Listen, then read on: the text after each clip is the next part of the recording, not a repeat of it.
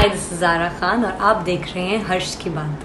हर्ष जी एक बहुत ही अच्छे राइटर हैं, बहुत ही सीनियर जर्नलिस्ट हैं और उनका आर्टिकल पढ़ के हमेशा बहुत अच्छा लगता है because of the way he articulates them.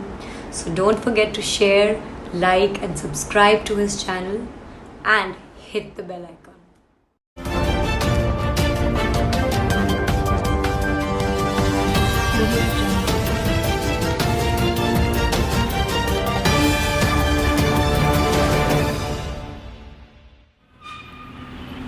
नमस्कार दोस्तों, ऐसा पहली बार नहीं हुआ है कि सोनिया गांधी ने विपक्ष की बैठक बुलाई हो और उसमें अखिलेश यादव, मायावती, अरविंद केजरीवाल ना पहुँचे हों।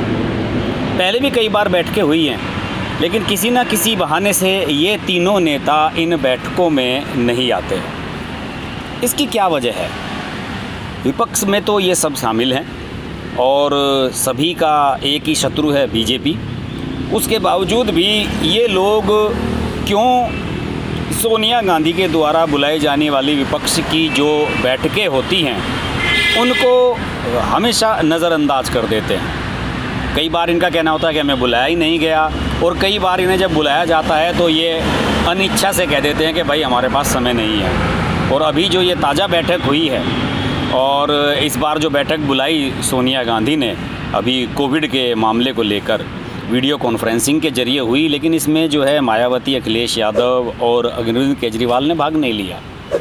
और इनका ये भी इसके पीछे तर्क हो सकता है कि भाई हम सब लोग अपने राज्यों में व्यस्त हैं, अपनी व्यवस्थाओं में व्यस्त हैं, लेकिन वीडियो कॉन्फ्रेंसिंग के जरिए तो आया ही जा सकता था। इसके बावजूद भी ये नहीं आए। क्यों नहीं आते हैं ये? इसकी एक बहुत ख़ास वजह है। दरअसल उत्तर प्रदेश की बात करते हैं पहले। उत्तर प्रदेश में सीन क्या है? उत्तर प्रदेश में लगभग 25-30 साल से कांग्रेस का कोई नाम लेवा नहीं है। कांग्रेस कोई बड़ा फेस नहीं वहाँ पर पैदा कर सकी है। कांग्रेस ना तो अपना इम्पैक्ट लोकसभा चुनाव में छोड़ पाई है, ना विधानसभा चुनाव में छोड़ पाई है। और इन दोनों ही दलों के साथ, सपा और बसपा, दोनों के साथ ही कांग्रेस यहाँ पर गठबंधन में रह चुकी है। कभी 96-97 में मायावती के साथ मिलकर चुनाव लड़ा था विधानसभा का कांग्रेस ने, उसमें कुछ हासिल नहीं हुआ था। अभी 2017 में अखिलेश यादव की पहल पर समाजवादी पार्टी और कांग्रेस का गठबंधन हुआ था और उसके भी नतीजे शून्य रहे थे।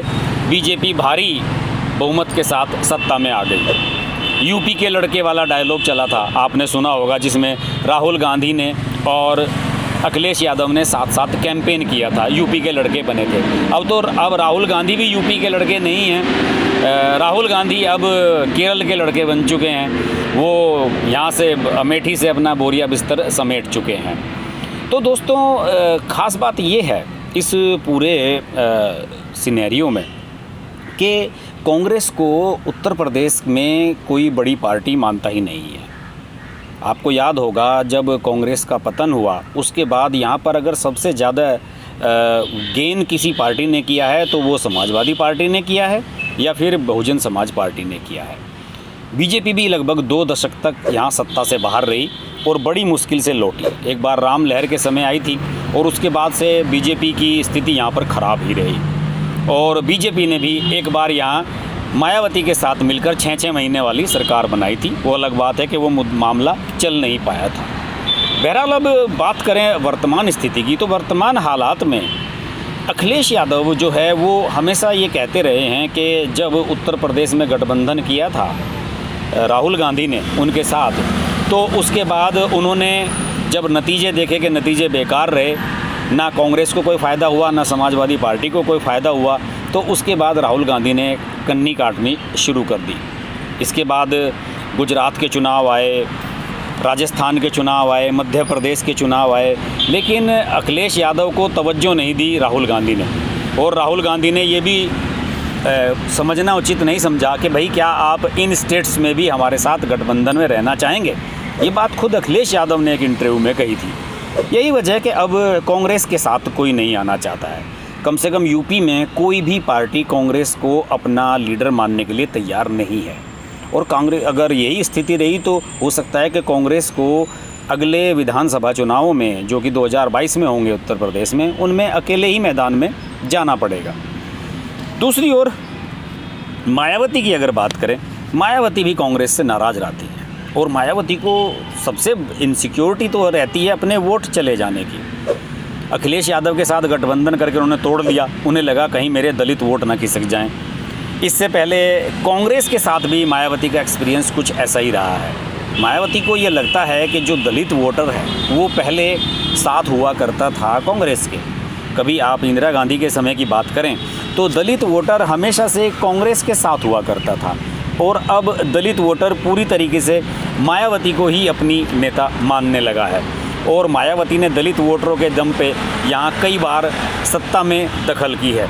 तो यही वजह है कि मायावती भी कांग्रेस को उतनी वैल्यू नहीं देना चाहती हैं और अब हालात ये है कि उन्हें यूपी में ये लगता है कि अगर वो कांग्रेस के साथ मिलकर चुनाव लड़ती हैं तो हो सकता है कि आने वाले समय में दलित वोट छिटक कर कांग्रेस के साथ ही चले जाएं।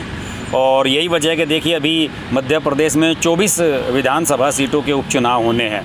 आपको याद होगा कि वहाँ पर 22 कांग्रेस के विधायकों ने इस्तीफ़ा दिया था और 2 विधायकों का निधन होने की वजह से वहाँ 24 सीटें खाली पड़ी हैं और वहाँ पर भी अगर मायावती चाहती तो कांग्रेस के साथ गठबंधन हो सकता था, लेकिन उन्होंने कांग्रेस को अवॉइड किया और उन्होंने सीधे ऐलान कर दिया कि 24 की 24 सीटों पर वो अकेले चुनाव लड़ेंगी और अपने प्रत्याशी सेपरेट उतारेंगी। मध्य प्रदेश में उनकी स्थिति अच्छी है, अच्छे खासे वोट मिल जाते हैं उन्हें। समाजवादी पार्टी को भी अच्छे खासे वोट मध्य प्रदेश में मिल जाते हैं। तो यही वजह है कि उत्तर प्रदेश में ना तो मायावती और ना अखिलेश यादव इन्हें ज़्यादा तवज्जो नहीं देते हैं और इसलिए वो सोनिया गांधी जब समय समय पर बैठकें बुलाती हैं तो उसमें नहीं जाते हैं। बात करें अगर दिल्ली की राजनीति में इसमें कोई शक नहीं है कि जब अरविंद केजरीवाल सत्ता में आए थे तो अरविंद केजरीवाल ने सबसे ज़्यादा गालियां कांग्रेस को ही दी थी। उस समय शीला दीक्षित की सरकार हुआ करती थी और अरविंद केजरीवाल ने कहा था कि 10 दिन के अंदर मैं शीला दीक्षित को जेल में पहुंचा दूंगा और तभी से कांग्रेस में यहाँ ठनी हुई है, कांग्रेस की और अरविंद केजरीवाल की ठनी हुई है। अरविंद केजरीवाल का भी मानना है कि दिल्ली में उनका कोई प्रतिद्वंदी है तो बीजेपी है, तो वो बीजेपी से मुकाबला करते हैं और इसके लिए उन्हें कांग्रेस के सहारे की ज़रूरत नहीं है। यही वजह है कि वो भी इनकी मीटिंग से कन्नी काटते रहते हैं। बहरहाल स्थिति यही है कि कांग्रेस इस मीटिंग के ज़रिए ये दिखाना चाहती है कि वो देश की सबसे बड़ी विपक्षी पार्टी है और इससे काफ़ी कुछ संदेश जाता भी है कि हो सकता है कि आप पॉकेट्स में बड़ी पार्टी हों लेकिन नेशनल सिनेरियो पर कई बड़ी पार्टियां आपसे ज़्यादा बेटर प्रदर्शन कर रही हैं। इस जो मीटिंग में 18 लोगों को बुलाया गया था, 18 पार्टियों को, NCP, TMC, DMK, CPIM, RJD, Indian Union Muslim League, JKNC, National Conference Jammu Kashmir और एआईयूडीएफ, एलजेडी, ये आरएसपी बिहार वाली पार्टी और शिवसेना। देखिए वक्त की बात देखिए, उद्धव ठाकरे जो कभी कांग्रेस के धुर विरोधी हुआ करते थे आज वो भाग ले रहे हैं। हालात कितने बदल गए हैं, वो भाग ले रहे हैं कांग्रेस की बुलाई हुई बैठक में।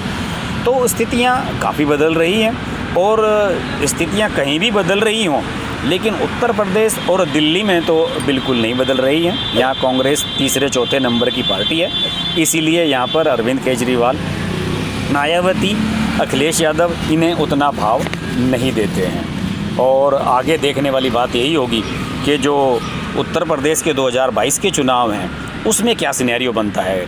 कांग्रेस अगर अकेले जाती है तो उसकी कोई पूछ होने वाली नहीं है।